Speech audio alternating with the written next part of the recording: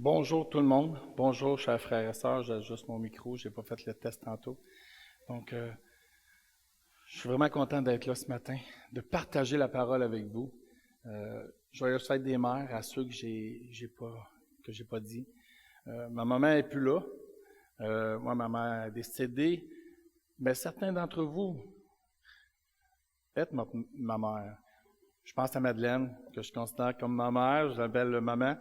Parce qu'elle aurait eu la même âge que ma mère, elle connaissait mes parents, donc affectueusement, je l'appelle maman. Donc, c'est une réalité. Jésus a dit que à cause de lui, on va perdre nos parents. Ça se peut que nos parents nous rejettent, mais que l'Église devienne nos pères, nos mères, nos frères, nos sœurs. C'est la réalité. Donc, soyons pas gênés de se dire bonne fête, puis maman, papa, frérot, sœurette. C'est ça qu'on est. Et de toute l'éternité, si on est des enfants de Dieu, mais c'est ça qu'on va être ensemble. Donc, c'était pas dans ma planif, mais ça fait partie de ce que Dieu a mis sur mon cœur de vous dire. C'est la série du hockey, ceux qui suivent le hockey. Donc, la semaine passée, dimanche passé, c'était le 7e match des Canadiens contre le Lightning. J'entends des sifflements dans mes oreilles. Donc les Canadiens, après la troisième période, ils menaient 2-1.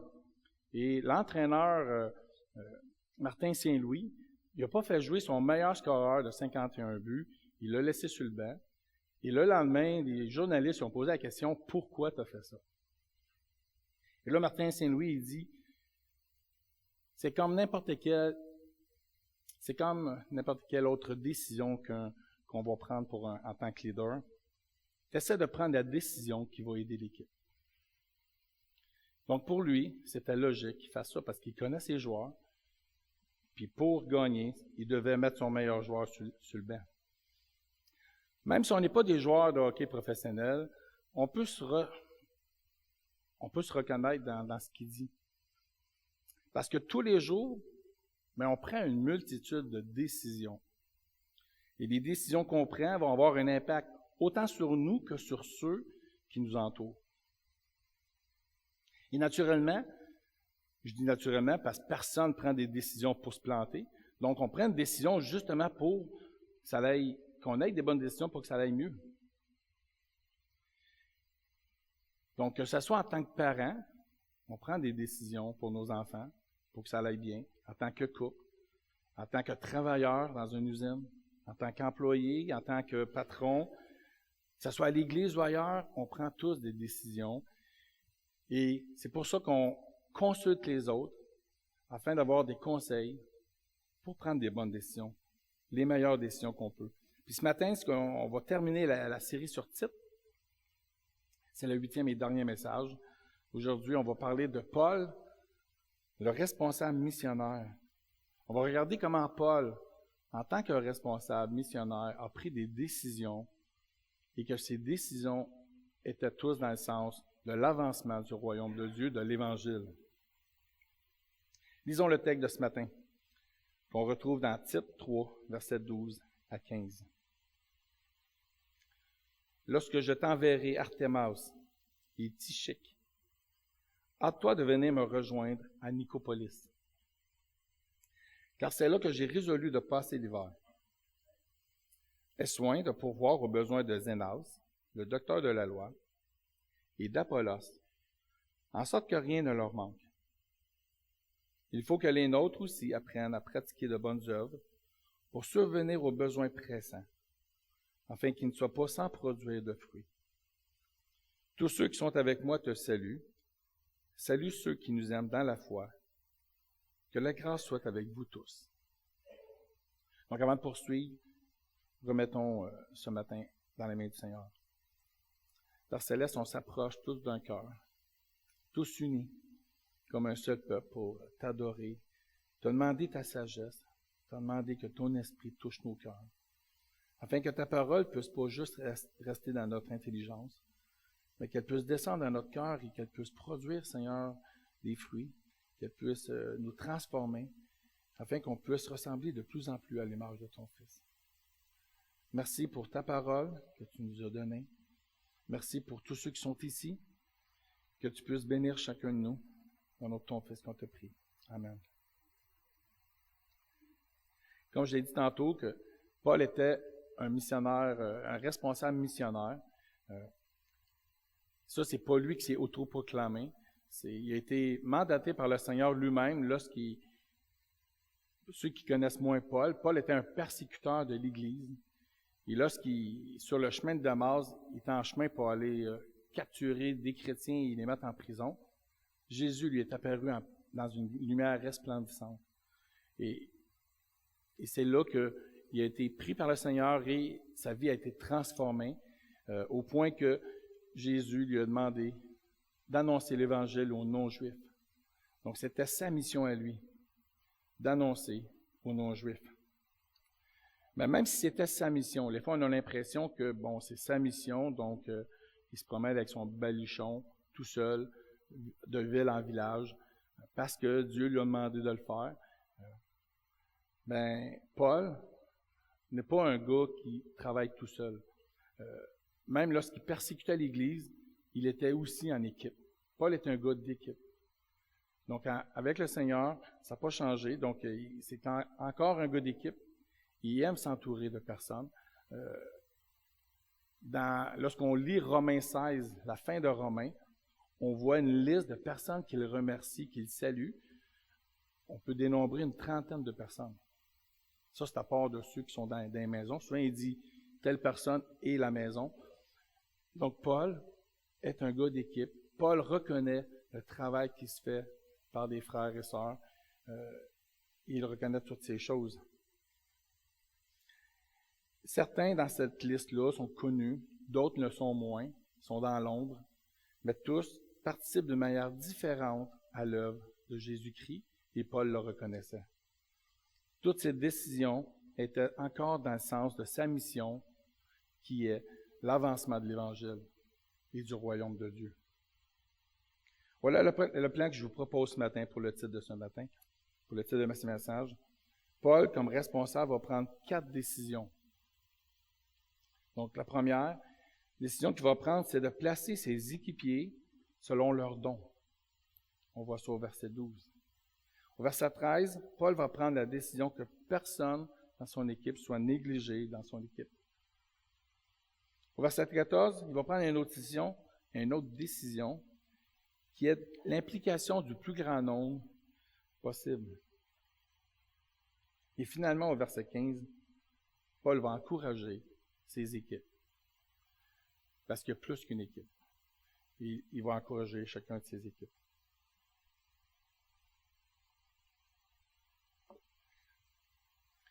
Donc, je vais le répéter souvent tantôt. Quelle est la mission de Paul? Parce que c'est vraiment le point, parce que Paul est un responsable missionnaire. Il a une vision. Et lorsqu'il écrit la lettre à Tite, c'est toujours dans cette vision. Et la mission de Paul, c'est l'avancement de l'Évangile. Le premier point qu'il a fait, c'est en plaçant Tite, parce que on voit que quand, au début de Tite, on l'a vu, il dit, je t'ai laissé en Crète afin que tu puisses établir des choses. Établir, que tu puisses remettre en note ce qui a à être fini. Et aussi régler le fait de mettre des anciens afin qu'ils puissent enseigner selon la sainte doctrine et réfuter le contradicteur. Donc, Paul, stratégiquement, il a laissé Tite là, sur l'île de Crète. Donc, la lettre vient compléter cette chose-là, le fait de compléter son équipe et d'autres instructions qu'il lui donne. Voyons maintenant la première décision, qui était de placer ses équipiers selon leurs dons. Donc, le verset 12, qui est marqué « Lorsque je t'enverrai Artémas et Tychique, hâte-toi de venir me rejoindre à Nicopolis. C'est là que j'ai résolu de passer l'hiver. » Donc, Paul, en tant que responsable, comme j'ai dit tantôt, connaît son équipe. Donc, ici, on voit qu'il a pris la décision, il va prendre la décision d'envoyer Artémas et Tychique, prendre la place de Tite. Lorsque Tite reçoit la lettre, ils ne sont pas encore arrivés. Il fait juste leur dire qu'il s'en vient. Donc, on ne sait pas quand ils vont arriver. Et Tite ne sait pas non plus qui entre les deux qui va arriver. On remarque aussi que Paul n'a pas demandé à Tite que lorsque ces personnes-là vont arriver, viens-t'en tout de suite. Oui, il va le demander, mais il n'a pas dit quand tu as reçu la lettre, viens tout de suite. Il dit attends. Il y a une raison pour ça. Nous, souvent, on est pressé, on dit OK, je t'envoie une lettre, viens-t'en tout de suite. Si Paul aurait fait ça, qu'est-ce que ça aurait fait? Tite venait de nommer des anciens, on ne sait pas combien de temps que ça a pris, on ne sait pas est-ce que les anciens étaient nouveaux, ça faisait-tu des mois, on ne sait rien. Donc, si Paul aurait dit Tite, viens-t'en tout de suite, ces personnes-là ont besoin d'être formées. Donc, Paul envoie quelqu'un d'expérience remplacer Tite pour souvenir, pour aider les nouveaux anciens à les accompagner, les former et les encourager. Ensuite, Tite pourra partir lorsqu'il y a eu de la relève. On a besoin de faire de la relève. S'il n'y a pas de relève, souvent le ministère va arrêter. N'importe quelle chose qu'on fait, que ce soit dans un travail ou même dans l'assemblée, s'il n'y a pas de relève, éventuellement, ça va finir par arrêter. On a besoin de former de la relève pour prendre la place, pour qu'il y ait une bonne transition. Donc, c'est ce que fait Tite. C'est ce que fait Paul en disant à Tite. Question qu'on peut se poser, qui sont-ils? Qui est Artémas et Tychik? On connaît mieux Tychik. En tout cas, certains, parce que même moi, je ne m'en rappelais plus, mais Tychik, la parole nous parle de lui, ce qui fait qu'on peut plus le connaître. Donc, on voit qu'il a accompagné à Acte 24, il a accompagné à Paul lors de son 3e voyage de Corinthe vers l'Asie mineure. Aussi, Éphésiens 6, 21 et Colossiens 4 parlent de lui aussi. Dans le sens que Paul lui dit que c'est un frère bien-aimé et un serviteur fidèle. 2 Timothée nous parle aussi de lui. 4, 12 et 13 qui indiquent qu'il a été envoyé à Éphèse pour remplacer Timothée. Donc, Tychik, c'est quand même quelqu'un qui a de l'expérience. C'est pas un nouveau venu, c'est pas un inconnu.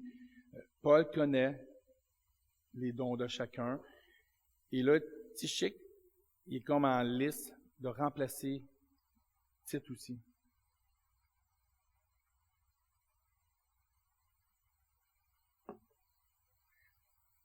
Tandis qu'Artémas, on connaît un peu moins. C'est la seule fois qu'on le voit. C'est la seule fois qu'Artémas, on entend parler de son nom, c'est dans l'épître de Tite. Donc, on ne sait rien sur lui. Mais tout ce qu'on sait, c'est que Paul le trouve assez compétent pour le comparer avec Tychik. Parce qu'il dit Artémas ou Tychik, donc un des deux. Ça veut dire qu'il y a quand même une compétence. Nous, on ne le connaît pas. Mais Paul, lui, connaît son équipe. Il dit, je te l'envoie, lui ou Tychik. Et aussi, il est assez compétent pour remplacer Tite. Parce que l'église de Crète n'était pas facile. Si on se souvient, il y a quand même des contradicteurs qui sont là, des gens qui causent du trouble dans les églises. Donc, tu arrives dans une église où il y a déjà eu des problèmes, ou dans des églises, c'est quand même pas facile, donc ça prend du monde expérimenté qui va être capable de prendre la relève. Donc, ensuite, Paul, il dit à Tite, « Hâte-toi de venir me rejoindre à Nicopolis, car c'est là que j'ai résolu de passer l'hiver. »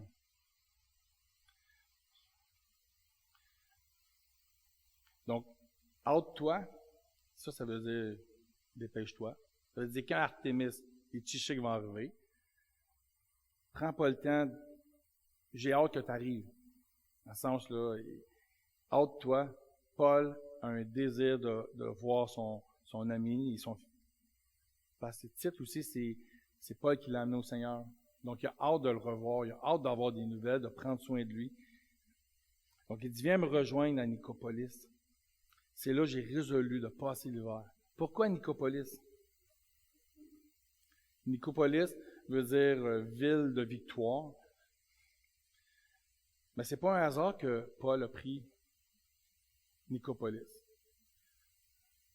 Ils sont toujours en tête de Paul. Sa mission, c'est quoi?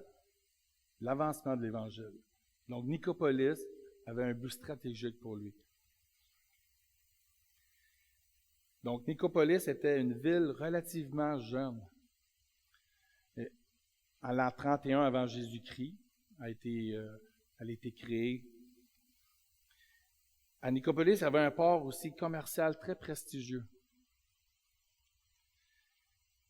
où il passait beaucoup de personnes, des marchands, des soldats, des fonctionnaires et beaucoup de voyageurs.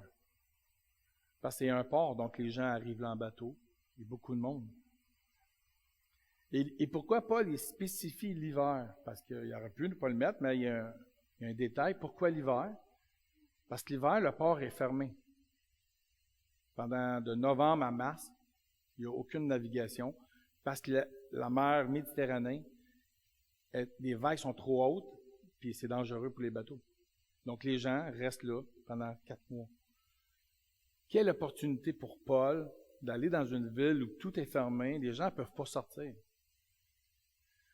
Puis on estime à 20 à 30 000 personnes dans cette ville l'hiver. Potentiel d'évangélisation.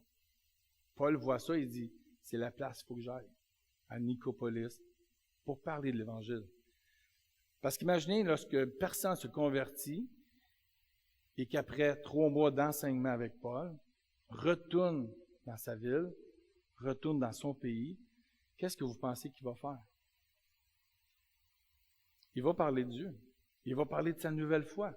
Et l'Évangile va avancer, l'avancement de l'Évangile. Paul a ça en tête tout le temps. Il choisit des places stratégiques pour annoncer l'Évangile. Qu'est-ce que Dieu nous demande à nous de faire? Est-ce que Dieu nous appelle à faire la même chose ici à Drummondville? On n'a pas de port comme à Nicopolis. Mais quels sont les points stratégiques où plein de personnes peuvent venir ici et qui peuvent repartir après dans leur localité? Ça peut être le cégep, ça peut être plein d'expositions qu'il y a ici. C'est à nous à regarder qu'est-ce que le Seigneur veut qu'on fasse avec tout ça. C'est à nous de prier pour que Dieu nous utilise dans ces points-là. Au mois de septembre prochain, il va y avoir l'expo de Richemont, en septembre. Un petit groupe de notre assemblée, en collaboration avec les fermiers chrétiens, va avoir un kiosque à cette place, afin d'annoncer l'Évangile. À Richemont, d'après les statistiques passées, il y a presque 20 000 personnes qui y vont en quelques jours. Est-ce que c'est notre Nicopolis? 20 000 personnes, peut-être. Mais c'est une occasion que Dieu nous donne d'aller là et de présenter l'Évangile. Prions pour notre frère Pierre Bolduc, qui est notre responsable missionnaire, comme Paul, qui va chapeauter ça. Prions afin que Pierre et une équipe, nos frères et sœurs, puissent parler, puissent répandre l'Évangile, afin que les personnes puissent retourner dans leur ville et annoncer l'Évangile. Que l'avancement de l'Évangile, c'est le but. Là, il y a certains d'entre vous qui, peut-être, sont en train de se demander, « Ouais, mais j'aimerais ça participer, même moi, à l'Évangile, je ne sais pas comment. Comment puis-je répandre l'Évangile? » Mais vous savez, le mensonge du diable, c'est de nous faire croire qu'on ne peut pas, qu'on est incapable, qu'on n'a pas la capacité.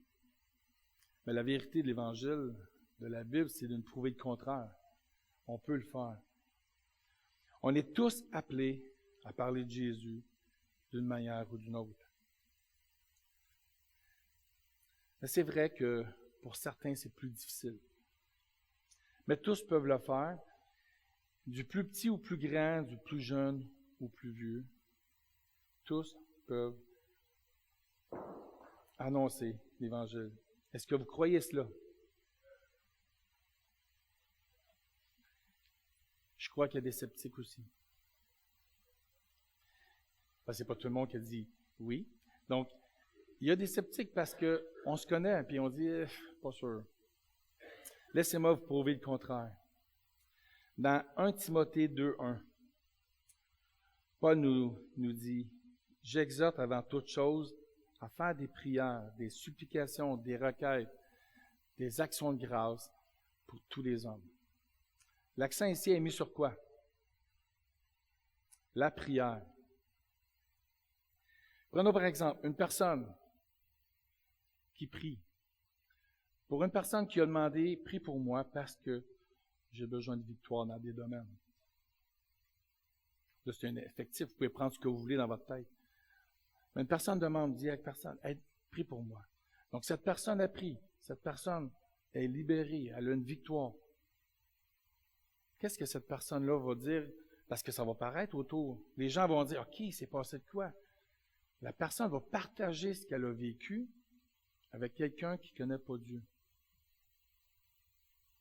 Cette personne va poser des questions sur la foi, sur sa foi, sur Jésus, sur l'Évangile.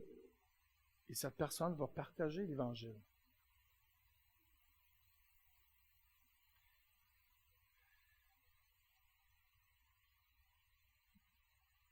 Voyez-vous comment Dieu, par une simple prière, on prend la personne ici, cette personne-là, elle a contribué à l'Évangile à l'autre bout. Elle a juste prié. Hein? C'est pas elle qui a parlé, mais elle a prié pour la personne. Dieu nous demande de parler pareil, mais la prière, elle est efficace.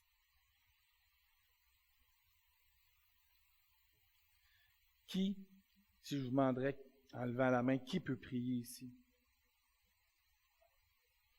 Toutes les mains devraient être levées parce que tout le monde peut prier.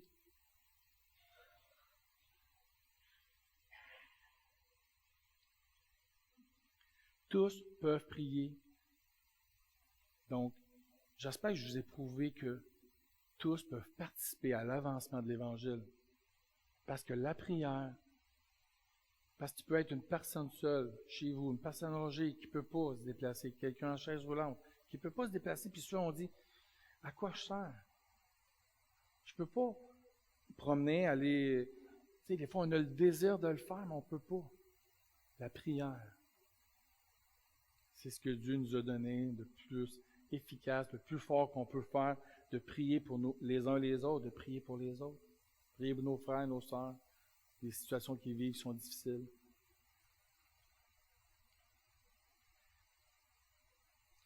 Il y a beaucoup d'autres exemples que je pourrais vous donner, comme l'écoute. Quelqu'un vit quelque chose de difficile. Juste écouter. Vous allez aider cette personne-là à se sentir mieux, à ne pas se sentir seule. Cette personne-là va louer Dieu après parce que vous étiez là pour l'écouter. Cette personne-là va partager, dire hey, à l'Église, il y a des gens qui m'écoutent, on prend soin des uns des autres. Cette personne-là va partager de l'Évangile.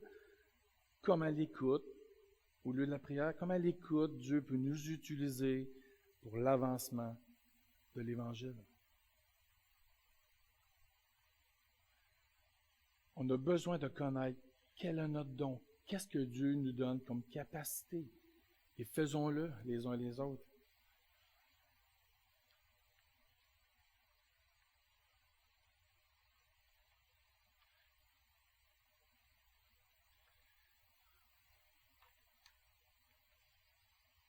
Voyons maintenant la deuxième décision que Paul va prendre en tant que responsable, afin que personne ne soit négligé dans son équipe. Au verset 13, il est dit « Aie soin de pourvoir aux besoins de Zénas, le docteur de la loi, et d'Apollos, en sorte que rien ne leur manque. » Donc ici, Paul donne une responsabilité à Tite de prendre soin de Zénas et d'Apollos. Il y a beaucoup de commentateurs qui disent que Zénas et Apollos ont apporté la lettre à Tite. Ce sont des missionnaires itinérants.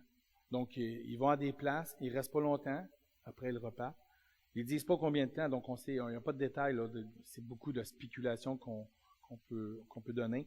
Mais tout ce qu'on sait, c'est que Zénas et Apollos étaient de passage et Tite devait prendre soin d'eux. Et encore ici, Zénas, on ne sait pas trop c'est qui. Première fois qu'on l'entend. Mais il y a une petite spécification docteur de la loi. Encore là, c'est vague et les commentateurs ils disent on ne sait pas trop c'est quoi. C'est-tu la loi juive ou la loi romaine? Il y en a qui vont dire c'est romain parce qu'il y a un nom grec, mais le nom grec ne veut rien dire parce qu'il peut être grec et juif. Et donc, il n'y a pas beaucoup de détails. Mais tout ce qu'on sait, c'est que Zénas, c'est encore un inconnu. C'est quand même intéressant, dans 4 noms, il y a 2 inconnus. On n'a pas beaucoup de détails.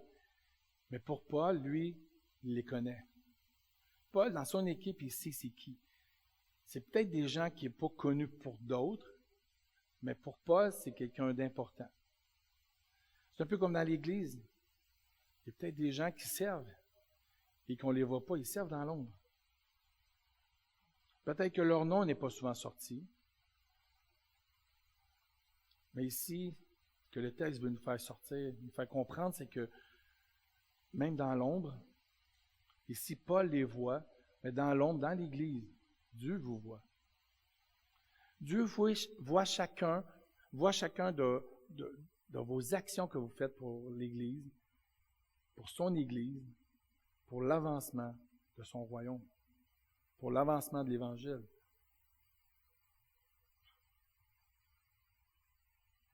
Parce que lorsque vous servez dans l'Église, si vous servez à quelqu'un, avec quelqu'un d'autre, bien vous êtes un encouragement, un moyen de prière, on l'a vu dans tout. Si vous priez pour quelqu'un, si vous écoutez quelqu'un, vous participez à l'avancement de l'Évangile.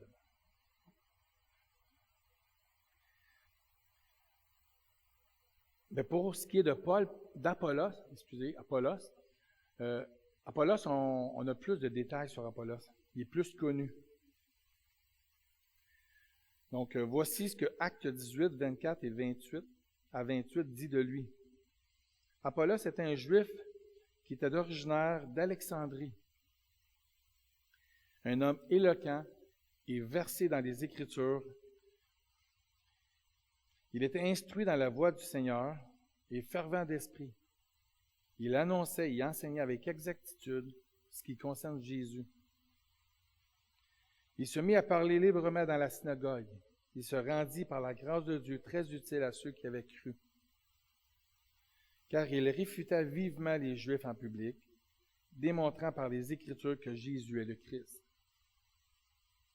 La dernière phrase, j'aimerais qu'on porte l'attention sur la dernière phrase, c'est quand même intéressant. Il y a le mot « réfuter ». Si vous vous souvenez, Tite a été mis. Il a été laissé sur l'île de Crète pour nommer des anciens qui, eux, devaient faire quoi? Réfuter les contradicteurs. Donc, est-ce qu'il y a un hasard que Paul envoie Apollos et Zénas? Non. Paul, comme on dit, il a toujours une mission. Il n'y a pas de hasard. Donc, Paul connaît son équipe. Donc, il dit, je vais envoyer Apollos. Parce qu'Apollos peut être utile aux anciens là-bas. Peut-être que les anciens, même s'ils devaient réfuter les contradicteurs, ils avaient peut-être besoin d'être enseignés sur les fois comment le faire, combien. Il y a peut-être des situations, parce qu'on voit que, au verset 24, Apollos est un homme éloquent, fervent d'esprit, capable de réfuter vivement les Juifs en public. Réfuter, c'est pas juste réfuter, en plus vivement en public. Ça veut dire devant tous.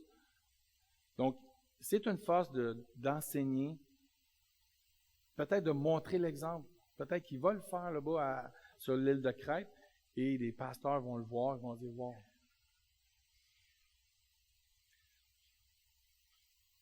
Et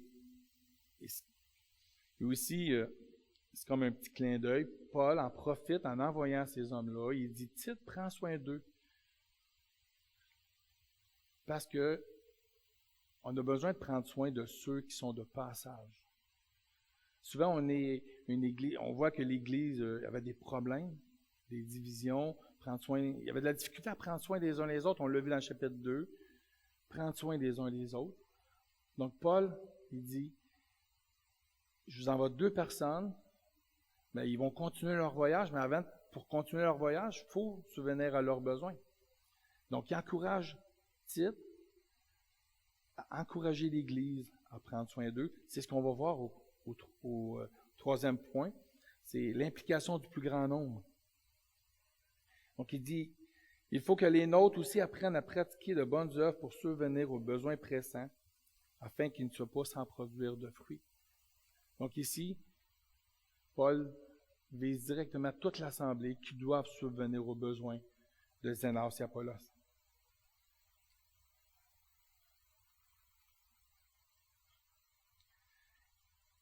On voit dans le texte, est-ce que pratiquer les bonnes œuvres, c'est facile? Il dit non.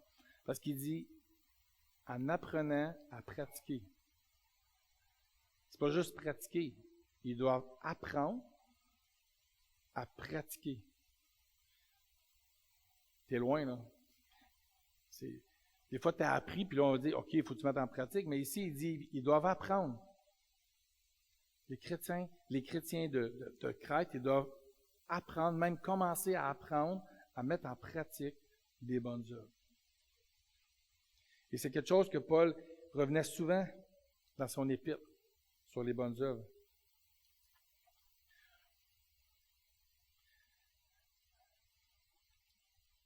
Apprendre à pratiquer, c'est penser aussi aux autres.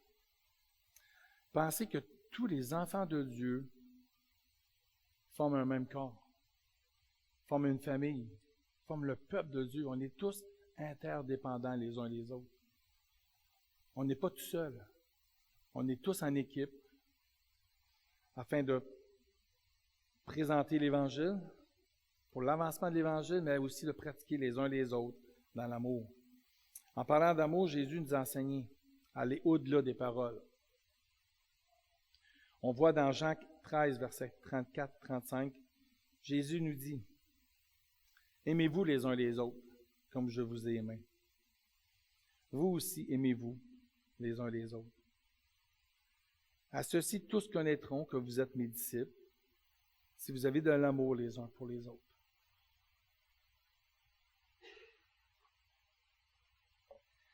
L'amour que Jésus parle ici, ce n'est pas juste des paroles. Parce que sinon, ça serait facile de dire « je t'aime ». Mais c'est des gestes concrets. Présentement, ma femme, elle s'est fait opérer, donc elle est en convalescence.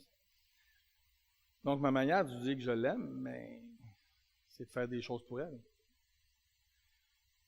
Elle ne peut pas faire les choses. Donc, si je dirais, « je t'aime, chérie, mais va te faire à manger. » Non. Ma manière de dire que je l'aime, c'est que je vais faire des choses pour elle. Donc, je prépare le repas, le lavage, le ménage. C'est ma manière de lui démontrer par mes gestes que je l'aime. Pas juste par mes paroles. Et j'aimerais vous poser une question. Est-ce que vous pensez qu'est-ce que je fais pour mon épouse peut aider pour l'avancement du royaume, l'avancement de l'Évangile?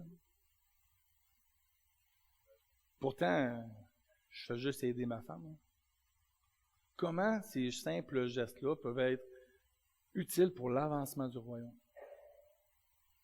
C'est que ma femme, lorsque je lui témoigne de l'amour concret par des gestes, elle va partager aux autres ce que je fais pour elle, si l'occasion se présente. Je ne dis pas que je fais ça pour ça, mais ça peut être utile à ça. Les gens vont voir, parce que la société, les gens, souvent c'est très égoïste, on pense à soi-même. Mais Dieu a mis dans nos cœurs en tant que croyants de prendre soin des autres, de penser à l'autre, de mourir à soi-même. Donc lorsque je fais ces choses-là pour mon épouse et qu'elle va le partager, cette personne-là va dire « Wow, vous êtes spécial en tant que couple. » Et ça peut être une porte pour l'Évangile. Vous voyez, toutes les petites choses qu'on pense banales peuvent être utiles pour l'Évangile. Et les choses qu'on fait pas bien peuvent nuire à l'Évangile. Si je suis un mari qui ne prend pas soin de ma femme et que les collègues de ma femme disent hey, « ton mari, il fait dur, là. C'est ça être un chrétien. Il ne prend pas soin de sa femme, il ne l'aime pas. Ça va nuire à l'Évangile.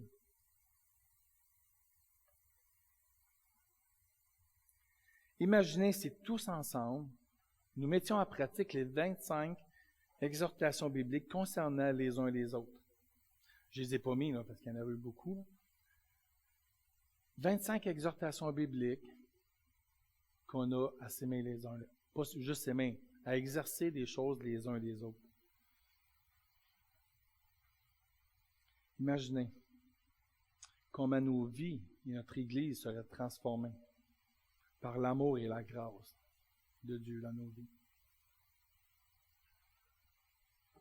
La semaine passée, M. Laframboise nous a enseigné que lorsque l'amour de Dieu remplit nos cœurs, ça va déborder et se répandre sur les autres.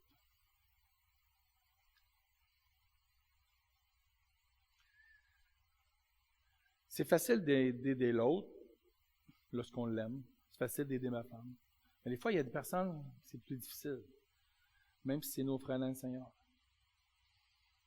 C'est plus difficile. Qu'est-ce qu'on fait avec ça? Qu'est-ce qu'on fait dans ce cas-là? 1 Jean 4, 21. Voici ce que Jean dit. Nous avons de lui ce commandement que celui qui aime Dieu aime aussi son frère. Ici, c'est un commandement. Des fois, on n'aime pas entendre ce mot-là. Oh, c'est un commandement. Commandement veut dire je suis obligé de le faire. Dieu me commande de le faire.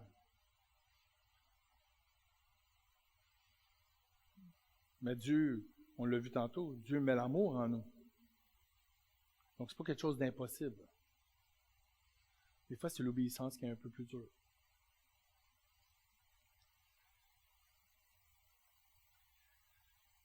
Aimer nos frères et sœurs dans la foi, c'est démontrer, un peu comme l'exemple avec mon épouse, démontrer qu'on s'aime les uns les autres. Les gens vont voir qu'on est ses disciples. Les gens vont voir qu'on a de l'amour les uns envers les autres. C'est démontrer que j'aime Dieu. C'est démontrer que j'aime ses enfants, son Église, son peuple. Et ça aussi contribue à l'avancement de l'Évangile.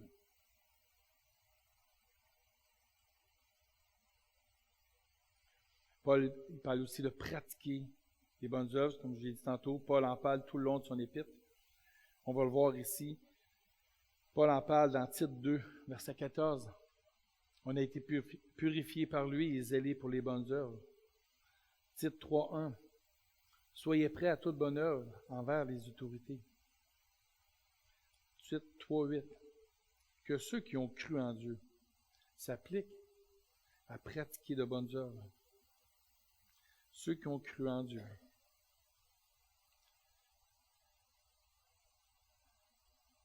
Paul dit ici que ceux qui croient peuvent le faire, peuvent pratiquer les bonnes œuvres. Et Tite 3.14 qu'on est présentement en train de lire, apprennent à pratiquer de bonnes œuvres. Les bonnes œuvres ici, juste clarifier les choses, c'est pas des œuvres qu'on doit faire pour avoir le salut. Ça, c'est la religion. Les bonnes œuvres que Dieu nous demande de faire ici, c'est les œuvres qu'on fait parce qu'on a été réconcilié avec Dieu, parce qu'on a eu le salut, et on le fait par amour. C'est une relation avec Dieu, c'est pour ça qu'on pratique les bonnes œuvres. Éphésiens dit que c'est des œuvres préparées d'avance pour nous. Faire le bien à nos frères et sœurs. Dans le contexte du chapitre 3, les bonnes œuvres que Paul encourage les Crétois à appliquer, à accomplir, étaient de soutenir financièrement. C'était le principal point. C'était vraiment financièrement de soutenir Apollos et Zénas dans leur poursuite de l'Évangile. Pour Paul, soutenir financièrement la mission est une manière aussi de démontrer qu'on peut participer à l'annonce de l'Évangile. Si on reprend encore les 4 images, donc si je donne à quelqu'un pour soutenir son ministère, mais cette personne-là peut aller répandre l'Évangile. On est participants les uns les autres. Philippiens, lorsqu'on l'a vu, l'épître de Philippiens ensemble, C'était ça que Paul disait. Vous m'avez soutenu par vos dons.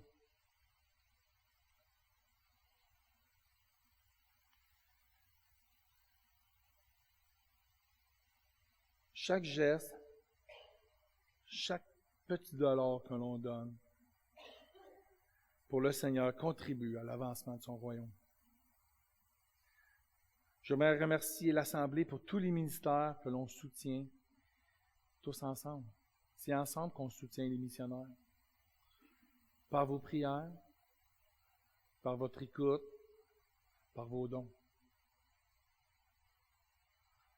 Lorsqu'on soutient Pierre Jutro en Pologne, c'est pas nous qui évangélisons en Pologne. Mais on donne des sous à Pierre pour qu'il le fasse. On contribue à l'avancement de l'Évangile en Pologne. C'est ça qu'on fait. On participe à l'œuvre de Dieu. Nous, ici au Québec. J'aimerais aussi remercier tous ceux qui servent dans l'Assemblée, souvent dans l'ombre. Comme la plupart ne savent pas qui ont fait des rénaux. Mais on peut prier pour eux, pour la sécurité, pour qu'il n'y ait pas de blessés. Mais ce qu'ils font dans l'ombre, même si on ne le sait pas, Dieu, lui, le sait, et ils sont bénis par Dieu. J'aimerais vous encourager, nous encourager, à continuer à donner généreusement de notre temps et de notre argent pour l'avancement du royaume. Ne soyons pas timides avec ces choses. Tous ensemble, on peut participer à l'œuvre. Tous ensemble, on peut contribuer à l'avancement du royaume. Tous, on a un don donné par Dieu et que Dieu nous demande de mettre au service des autres, de l'Église. Voyons maintenant le dernier point, qui est le 4e, que Paul va prendre pour encourager ses équipes. Verset 15. Tous ceux qui sont avec moi te saluent. Salue ceux qui nous aiment dans la foi. Que la grâce soit avec vous tous.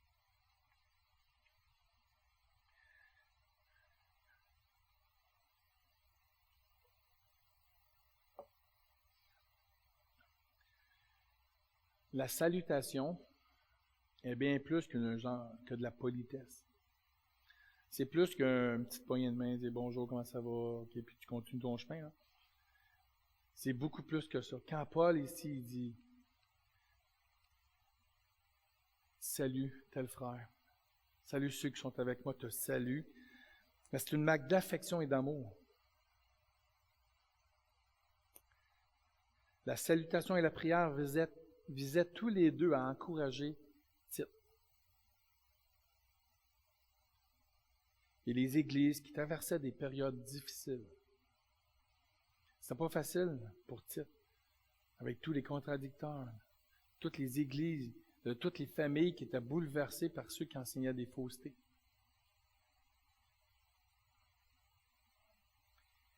Et parfois, ceux qui exercent le ministère, un peu comme Tite, peuvent être sujets au découragement. Mais Paul ici veut encourager Tite. Il dit, Tite, t'es pas oublié. Nous ici, on pense à toi, on prie pour toi, on t'aime. C'est comme si Paul disait à Tite, j'ai un groupe ici, et je sais aussi, il y a un groupe ici qui t'aime, puis je sais qu'il y a un groupe là-bas qui m'aime aussi. C'est pour ça qu'il dit, salut aussi ceux qui nous aiment dans la foi. Donc c'est réciproque, il y a de l'amour ces deux bords, puis on s'encourage. Des fois c'est difficile. Dans l'Église, des fois on vit des temps difficiles. Carl l'a dit tantôt, il y a des gens qui vivent des moments difficiles.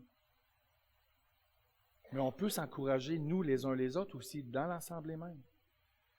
Si ton frère, ta sœur vit des moments difficiles, prends le temps d'arrêter, de la saluer et dire bonjour, comment ça va? Écoute, prie avec elle. S'encourager.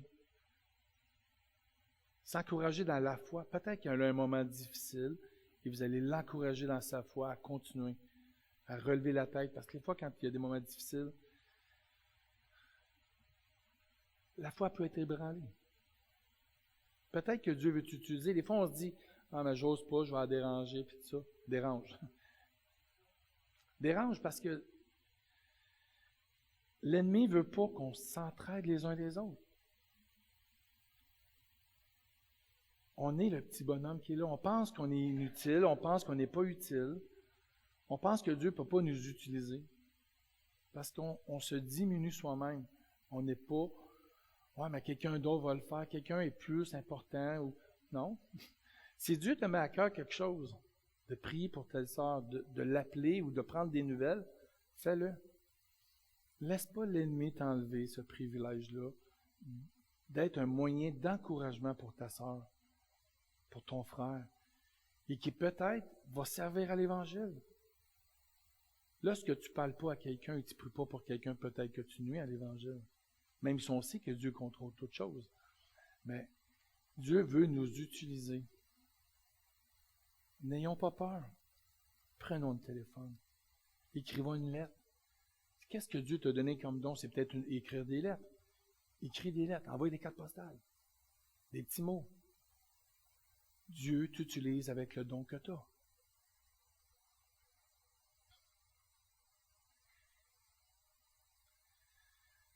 Nous sommes tous unis en Jésus pour une même mission. Évangéliser tous les peuples. C'est pour ça qu'on est reconnaissant aussi de l'aide que nous avons reçue de la part des assemblées qui nous entourent. Parce qu'on s'entraide entre églises. On est reconnaissant pour l'Église d'Emmanuel qui nous a envoyé François Picard pour nous aider. On est reconnaissant pour l'Église de Granby qui nous a envoyé Jean-Pierre Grette pour être avec François pour nous aider. On est reconnaissant pour l'Église de Bécancour, pour Mathieu Gauthier qui présentement nous aide encore. Il est là, il nous accompagne.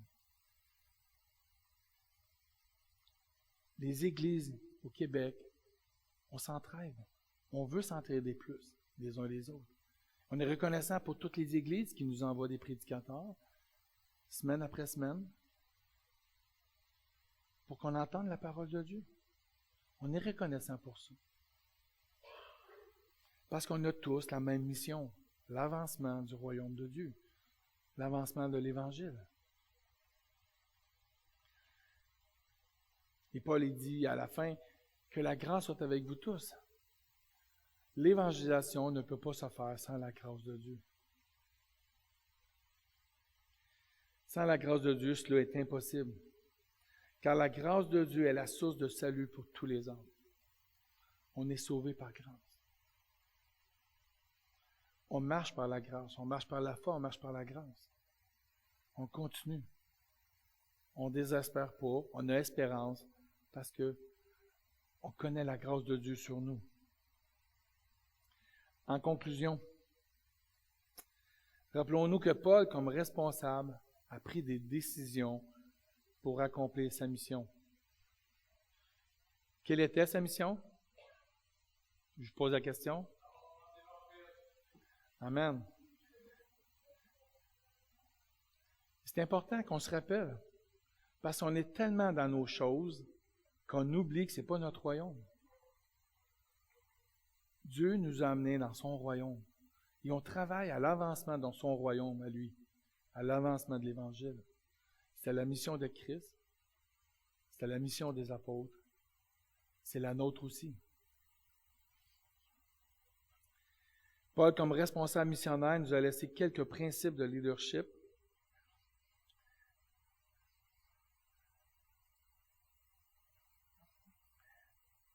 Donc, c'était des décisions que Paul a prises, mais pour nous, on peut en faire des principes qui peuvent nous servir dans nos ministères.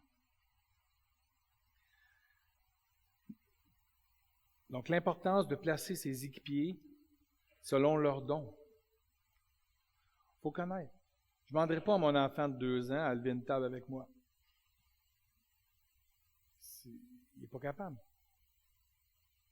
Donc, chacun selon leurs dons, leur place, comment.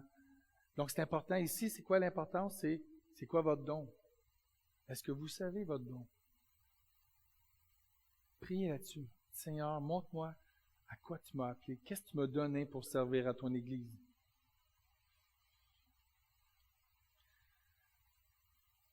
Deuxième point, deuxième principe, s'assurer que personne ne soit négligé dans son équipe.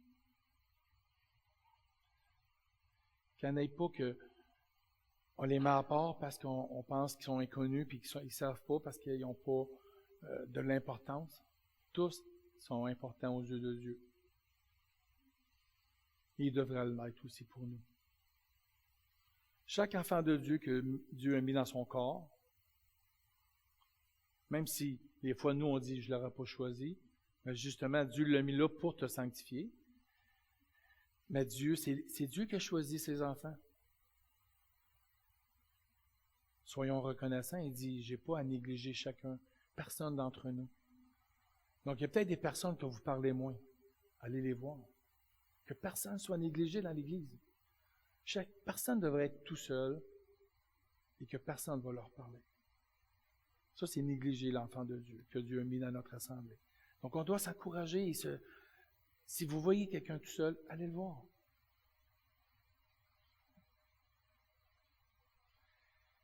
Troisième principe que Paul, qu'on peut, dans ses décisions, qu'on peut sortir, c'est rechercher l'implication du plus grand nombre. Comme on l'a dit tantôt, l'implication, c'est la prière. Tous peuvent prier. Tous peuvent écouter.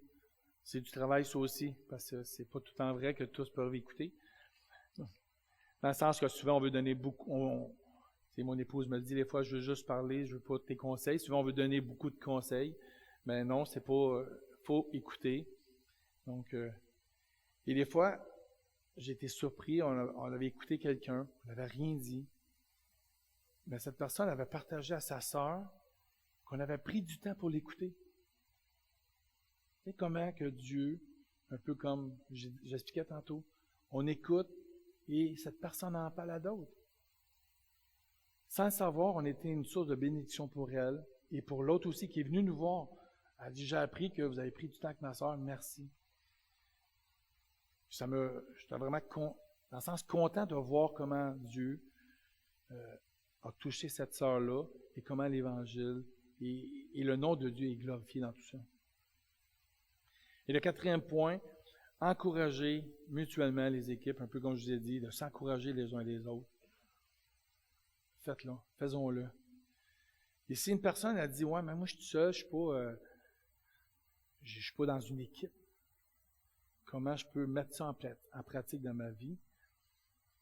Mais le point 1, connaître tes dons. Un peu comme je l'ai dit tantôt, quand tu es tout seul, mais rien ne t'empêche que tu peux prier pour quelqu'un. Dieu te donne peut-être plus de temps que d'autres aussi. Il y a plein de choses que tu peux faire. Juste demander, Seigneur, comment tu veux m'utiliser? Qu'est-ce que tu veux faire de moi? Comment je peux être utile à l'avancement de ton royaume? J'aimerais terminer par un mot d'encouragement. Soyons les imitateurs de Dieu. Prenons des décisions qui serviront à l'avancement de l'Évangile et du royaume de Dieu.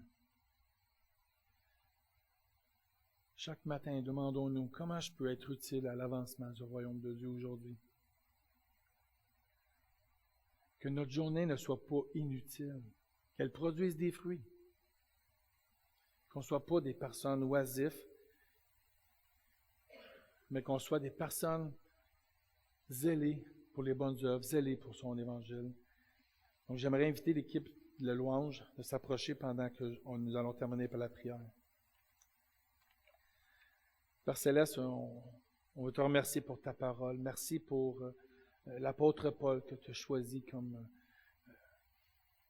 missionnaire pour évangéliser les non-juifs. Merci Seigneur pour l'enseignement que Paul nous donne dans Tite. De l'importance, Seigneur, de connaître nos dons. Tu nous as donné un don afin qu'on puisse le mettre en pratique dans ton Église, qu'on puisse l'exercer envers nos frères et sœurs. Seigneur, tu veux qu'on prenne soin de ton Église, de ton peuple, afin qu'on néglige personne, Seigneur. Aide-nous à mettre en pratique l'amour les uns envers les autres, à s'exhorter, s'encourager, prier, s'édifier, Seigneur, les uns les autres. Tous, Seigneur, peuvent participer. Tous peuvent, Seigneur, écouter, prier, afin que ton évangile puisse être annoncé ici à Drummondville et dans les environs. Merci Seigneur pour ta parole encore, qu'elle puisse produire, Seigneur, dans nous des transformations, que tu puisses nous aider, Seigneur, à être des lumières là où nous sommes, et que tout ce qu'on fasse, Seigneur, qu'on puisse le faire des bonnes œuvres, par amour pour toi, faire ce que tu as préparé pour nous d'avance. Merci pour tout, merci pour tous ceux qui étaient ici, que tu puisses bénir ceux qui sont chez eux, sur le web, qui nous regardent, que Seigneur, que ta parole puisse nous transformer. En nom de ton Fils, Amen.